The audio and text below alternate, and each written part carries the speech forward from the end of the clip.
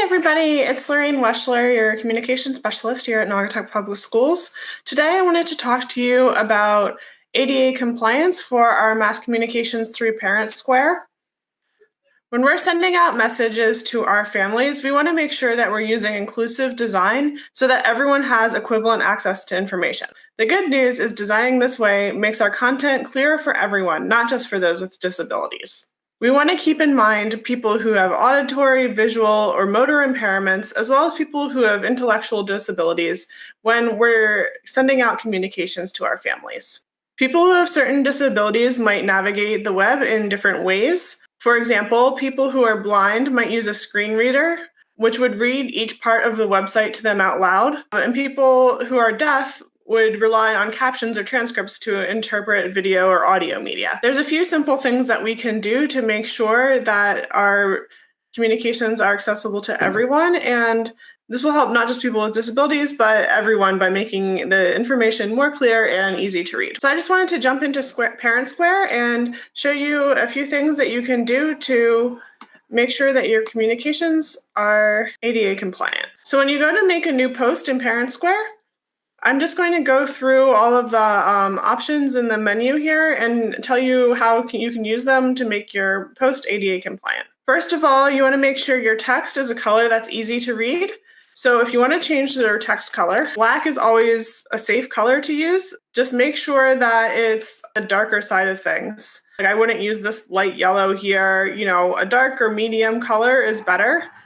Because it's going to be easier to read. The next thing to think about is the font size. I would make sure your font size is at least 12 points, as smaller font sizes can be difficult to read. When you're aligning your text, in the text alignment, you can use the left align, center align, or right align, but try to avoid using the justified text. Justified text makes the text pull across the entire page, and it's creates weird gaps that can be difficult for people to read. The next thing is when you're creating a list, make sure that you use the ordered list or the unordered list, so bullets or numbers, to create your list.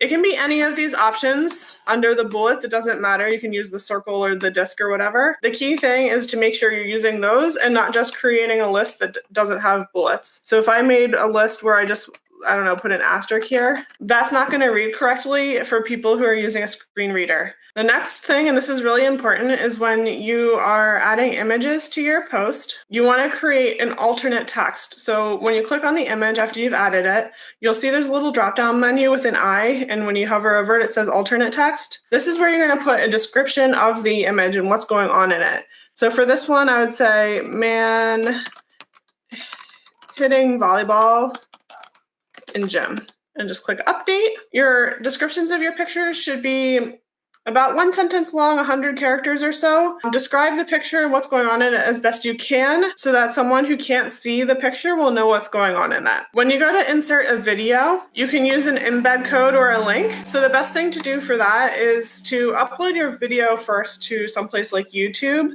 where you can create a transcript or captions for the video. YouTube has an automatic caption generator that will help you out, but you need to go in and make sure that it is captioning it correctly, because sometimes it doesn't hear people correctly and might put the wrong word in the caption or spell things incorrectly, especially when it comes to names. Now, if you want to insert a table, when you click on the table, there is an H for table header.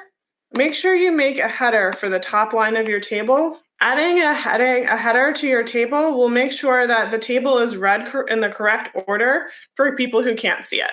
So when you want to add a link to your message, instead of typing out the entire URL and having that appear in your message, you want to edit that link, edit link, and on the bottom line here, replace the URL with the name of the website you're sending them to.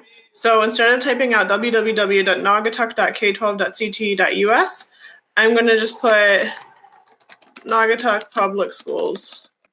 That's where I'm sending them to, and I'm going to update that. So that makes it more clear for anyone accessing this where I'm sending them.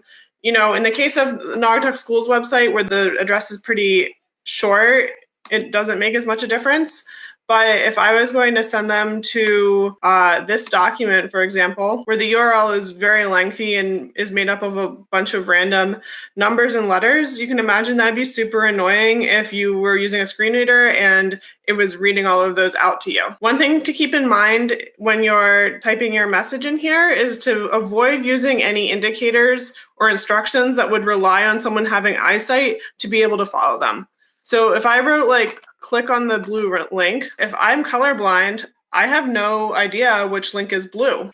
You also want to avoid using all caps to emphasize a point, because if someone is using a screen reader, instead of reading out that word, it's going to read each individual letter, because screen readers see all caps as being an acronym. So if you want to emphasize something, you can feel free to use the bold or make the font bigger or make it, a different color, as long as that color is on the darker end of the spectrum.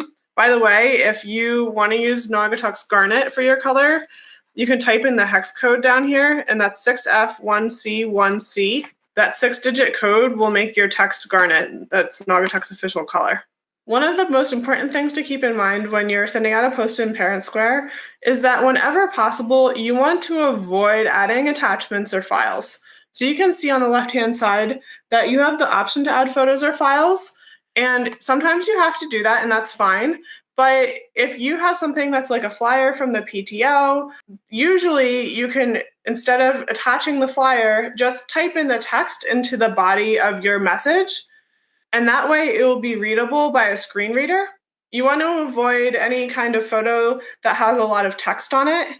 So if you have an image, like a flyer that's actually a JPEG that has a lot of text, anyone who can't see it with their eyes won't be able to know what information is on that flyer.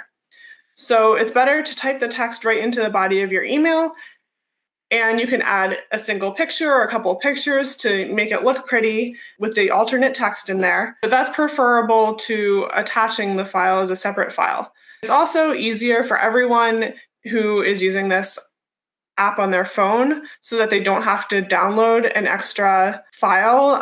It's just one extra step that people have to take. So instead of linking to other things or attaching files and photos, if you just put everything into the body of the message, it's going to be a lot easier for people to access that, whether they have a disability or not. If you're going to add a PDF, just keep in mind that PDFs are more difficult to make ADA compliant. It's not impossible, but it's easier if you can avoid that. You see that there's other options in ParentSquare to add calendar entries, forms and permission slips, ask for volunteers, or request items. Those are fine for you to use. Those are all ADA compliant. This app in general is ADA compliant. So we just need to follow a few quick, simple rules to make sure that the actual content of our messages is also ADA compliant. I hope you guys all enjoy using ParentSquare. I think it's going to be a wonderful tool to stay in contact with our families. The more we can ensure that our content is accessible for everybody, we'll make sure that everybody gets our messages that we want them to receive. Thank you.